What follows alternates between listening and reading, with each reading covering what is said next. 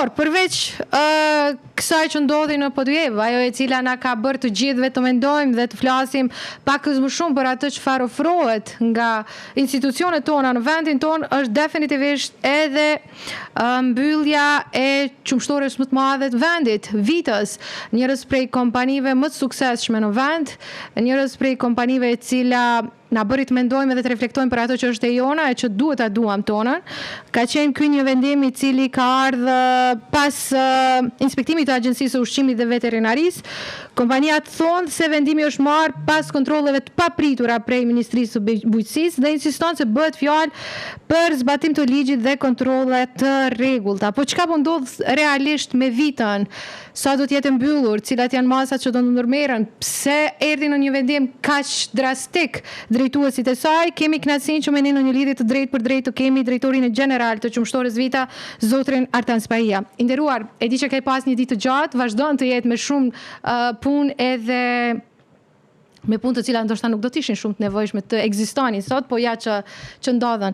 Zotri Spahia, çka ndodhi konkretisht dje? Ka qenë shumë shqetësuese të shohim ato deklarata, të shohim inspektor të shumë që ishin në qumshtoren Vita, ishte shqetësuese të shihej edhe lotët e punëtorëve të cilët kishin mbetur disi të habitur nga krejt ajo çfarë kanë pa atje. Mund ta sjellim një, të themi, rikapitullim të krejt asaj që ndodhi atje? Po, faleminderit shumë për angazhimin edhe për mundësinë. Spari duha të falenderoj punëtorët fermerët, cilët jemi rritë bashkë, edhe është një vendim shumë i vështirë për ne që kemi marrë. Vendimimi kemi marrë për arsye se dje isha në zyre dhe u informova që kemi vizitë inspektora që vinë rregullisht, jo vetëm, domethënë, kemi vizita të pas, kemi doganës, KTK-s, edhe njëkohësisht kemi edhe të avukët. Në momentin që më njoftuan, unë i pava diku për afërsisht 15 apo për mbi 15 vjet, nuk e di, dikur edhe 7 makina. Që është edhe më e keqja, ishte edhe një 2 persona të cilët janë pa autorizuar, kurse njëri është edhe konkurrenci jani. Unë nuk e di në çfarë cilësie ka ardhur. Edhe i prita në zyrën time të madhe që i kemi edhe informova, urnoni, mirë si keni ardhur dhe me na paraqit kush jeni, edhe për çka keni ardhur. Mos gaboj që ka qenë këshilltarja e ministrit, më tha, ne kemi ardhur me vendim të ministrit, cili është marrë me datën 2/7 dhe që është urgjente. Okej, thash shumë mirë, atëherë duhet të kemi edhe në prezencën e mediave apo diçka tjetër që të jemi transparente dhe na ndaj publik. Kjo ka qenë e gjitha që ne kemi kërkuar nga ata kanë filluar mbas 20 minutave që të kryjnë punën e vet. Mandej kemi marrë vesh që ka qenë një grup punues. Ka qenë një grup prej, mos gaboj, prej MTI-s, edhe grupi tjetër nga UKO.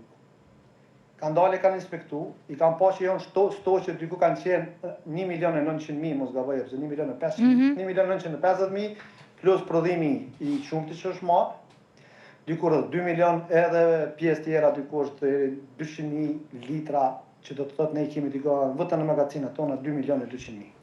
Unë personalisht kam kërkuar që 6 muaj parë në këtë gjendje, kam shku më pari se kjo puni takon Ministrisë së Tregtisë së Industrisë dhe kam kërku takim me Mimozën, ministrën. Jemi taku, na ka prit shumë mirë, kurse pas atij takimi nuk kemi pas diçka rezultate.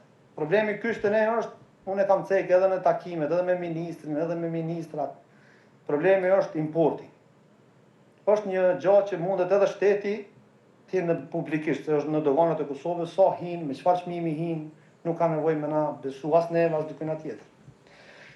Unë i garantoj gjithë qytetarët e Kosovës, edhe shpresoj që shumë shpejt do dalin edhe në media avuku, që brendi Vita është 100% qumsht nga fermerët tanë. Se deri ne kur i marrim 20 milion litra, minimum në vit, atë qumsht pijet në Kosovë.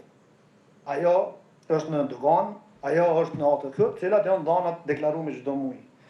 Nuk ka kur gjoshasi, janë të mirëseardhur, jo në këtë mënyrë. Çfarë kërkuan konkretisht inspektorët, zotri Spahia, më intereson të di, cila ishte kërkesa e tyre zyrtare, dhe ne po flasim për një sasi shumë të madhe të qumshtit, çfarë do të ndodhë me të në këto ditë që fabrikën e kemi të mbyllur? Ne si kompani jemi munduar që ta marrim sa më shumë, për arsye që mos t'i lojnë njerëz. Unë kam pas kërkesë direkt edhe nga ministri, se kam pas takime të shumta me ministrin. Kam pas direkt që mos t'ja u lo qumshtin para zgjedhjeve, edhe unë e kam bërë në mënyrë që të dalin dinj, edhe pa pas nevojë fare, se unë kam marrë diku rreth 130 tonë në ditë qumsht. Vetëm që do ta gjejmë një gjuhë përbashkët, vetëm që do ndalojmë.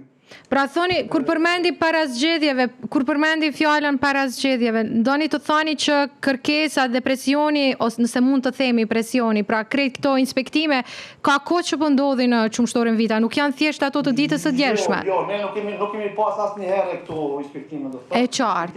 Okej, që ta sqarojmë këtë pjesë. Unë jam që 20 kusur vjet në... Çka kërkonin realisht? Më intereson shumë të di, çfarë doni të gjenin? Cili ishte qëllimi i krejt këtij inspektimi kaq të madh me një numër kaq të madh të inspektorëve aty? Nuk e kishim as natë qartë, çka është më e keqe se as inspektorët nuk e kishin qartë se s'ka kanë ardhur. Kjo është më e keqe. E qartë. Po, sot është paralajmëruar edhe një protestë në ora 11 dhe nga policia thanë që nuk kanë marrë leje. Ne kam ja publikisht që do të kemi protesta, po në momentin aty shkojnë në pjesën ligjore. Ne kemi bërë vetëm kërkesën realisht sot e bëj kërkesën për protestën dhe shpresoj që në brenda 72 orë do të kemi. Okej, po. Po ne presim që del avuki zyrtarisht, le del çka ka gjoj, edhe ne jemi 100% të postët. Dhe nuk kemi çka të shefim. E qartë. Ne kemi edhe brendin molla. Po. Brendi janë për kombëtar që punojnë, që është i punuar vetëm për eksport, për arsye se Kosova nuk ka drejt të shet qumsht jashtë vendit. Kontrollet të tilla nga ministria kanë thënë se janë të zakonshme, madje zotri Muja thotë që askush nuk është për mbi ligjin. Mendoni se në këtë të themi trajtim, në krejt këtë që është askush nuk është për mbi ligjin, Vita të mos jetë trajtuar njësoj me kompanitë të tjera të shumshit në vend? Nuk besoj që ju shkojnë një kompani 19 veta për njëra, ose 15, nuk e di. Unë kam thonë publikisht edhe ministrit që është i gatshëm dhe të vjen ta viziton kur të dal. Jo ai, po jemi të hapur për gjithë. Faleminderit shumë. Zotri Espaja, një pyetje të fundit, se e di që jeni shumë i zënë dhe të premtova që nuk do t'ju mbaj gjatë. Kur kemi mbyllje të fabrikave të mëdha, prekët drejt për drejt, jo vetëm konsumatori, por mbi gjitha miqënia e punëtorëve të cilët janë pjesë e kësaj kompanie. Sa punëtor janë prek nga ky vendim dhe kur mund të presim një rihapje të kompanisë? Në ora 2 do të kemi një intervistë për media, kështu që jeni të mirë se ardhët edhe ju. Patjetër. Punëtorët tanë do i mbajmë pa asnjë frikë, si kam thënë edhe gjë, në asnjë kompani jemi pranë punëtorëve, edhe ata janë pranë neve. Për të tjera do të marrim informacione nga konferenca për media. Të faleminderit shumë i nderuar. Patjetër, faleminderit shumë.